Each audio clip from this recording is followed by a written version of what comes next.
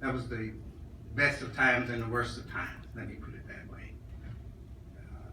Thinking about the tail cities, I guess. But what made it the best of times, several states joined in coalition and sued the tobacco companies, which resulted in the tobacco companies having to give money to the states for the damage that had been done. Essentially, that's what it was all about. And Arkansas was one of the only states that took the money and put all of it into health and health-related services. Many of them put it into roads and to other kinds of developments, and Arkansas seemed to have had, for once, I think we did the right thing in the legislature. And I said it was the worst time because normally things are bad when people don't have money and they're looking for money to spend, looking for, getting money to pay for things. But this was a case where we had so much money, we couldn't figure out how to use it.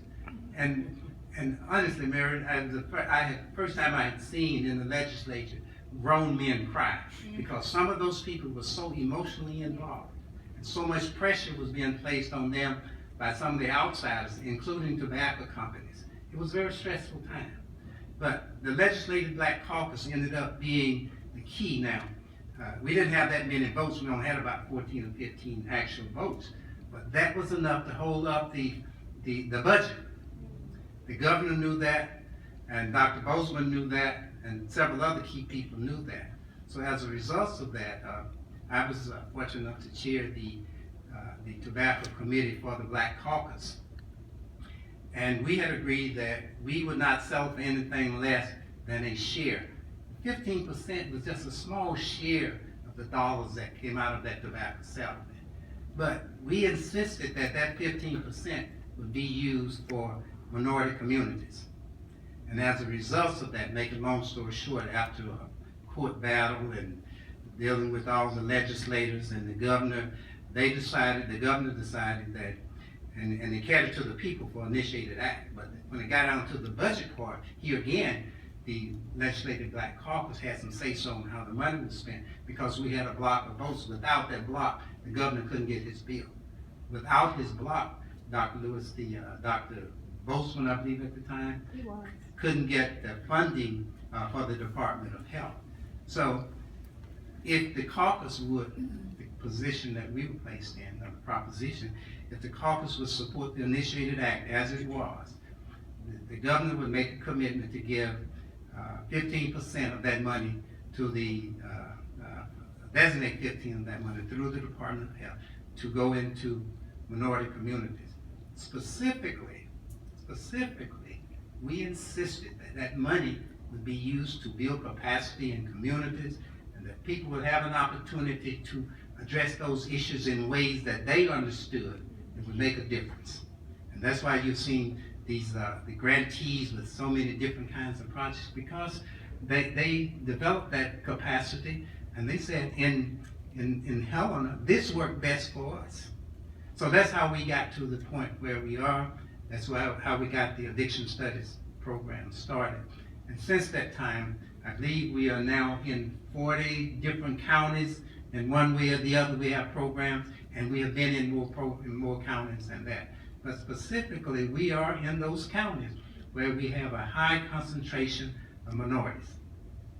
And the health impact, and everybody knows, the impact of the tobacco in those communities has made a significant difference in the health rate, and the birth rate, and all other kinds of rates, and incarceration rates, and everything on our people. So that's why this is so important, and that's why I'm so happy to be here, and that's why I volunteered, and I guess that's Robert Fight coming. I guarantee you that he would agree with me what I just said. So Robert, you're just in time. May I share this? I was just sharing with them how we got to the point that where we are with the tobacco dollars. Oh, great. Thank you, my friend. You always come through for me. And I told them about last week that I got lost in Canada. Great. This is an exciting time. Happy to be here. Thank Dr. Johnson for filling in. I don't really have an excuse today. I didn't get lost, but I will share this very quickly. I was waiting on my phone I retired today and they was trying to switch my numbers. So I finally just left and I come without a phone. And you was where now? I just sort of walking through from the Okay. time that we received the funding through the Initiative Act, Okay. up until where we are here today. Okay, great. One of the things I would like to share with you is I was thinking, driving down, that one of the things that this initiative came about because at that particular time, we had great leadership in the House that was provided by the Black Caucus and Dr. Johnson, individuals from UAPB, and it was a time where even though we was under a Republican governor and we had a Democrat House and Senate, we was able to work together. And that's one of the things that I hope will continue, is that we will compromise and be able to work together. But it did take a tremendous amount of work for this to happen. This just didn't happen by individuals being passive. We were very active, working with the governor, and we came up with a plan that originally we wanted to put this money at all the two-year colleges and UAPB. By me being at a two-year college, but we came to the conclusion that UAPB could do the best with this money because the money needed to go to a subgroup that was going to be overlooked in the big picture.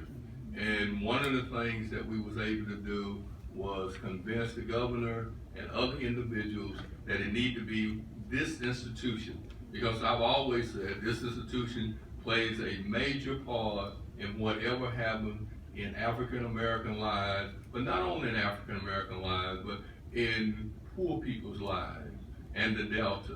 And we felt that this would be a good initiative to put the money here, to develop the coursework here, and then not only that, be able to sublet grants to go out throughout all Arkansas.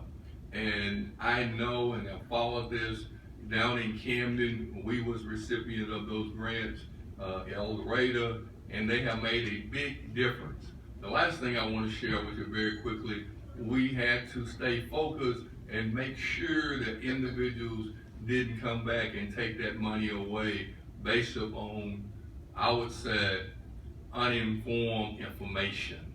And I think we need to continue to keep our eyes and focus and highlight the things that we are doing, because those funds are really making a difference. They're just not as highlighted, they're not as talked about. The media does not always portray that type of funding in the manner that it needed to be. UAPB have been an excellent source of doing this. I hope we continue to do this, and I guess I will take questions if anyone have any questions.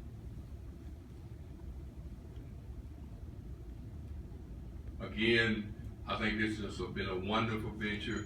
It's a venture that says that universities, the government, which I believe should always work together. There are some things taking place now that I wish that they would actually incorporate the government in. Dr. Benjamin was always there for us and was making sure that we stayed on track. We certainly appreciate you for your work, and this has just been a great journey. I'm so happy I played a very small part in trying to make sure that this money was going to areas that really needed and hit up not only the smoking part, but you look at how many lives this has saved and how much change this has made. And the program here at the Sensation program and the degree program here have made such a difference in so many individual lives. This was truly an effort that was worth fighting for, and it's an effort that we should continue to fight for. Thank you. Thank you.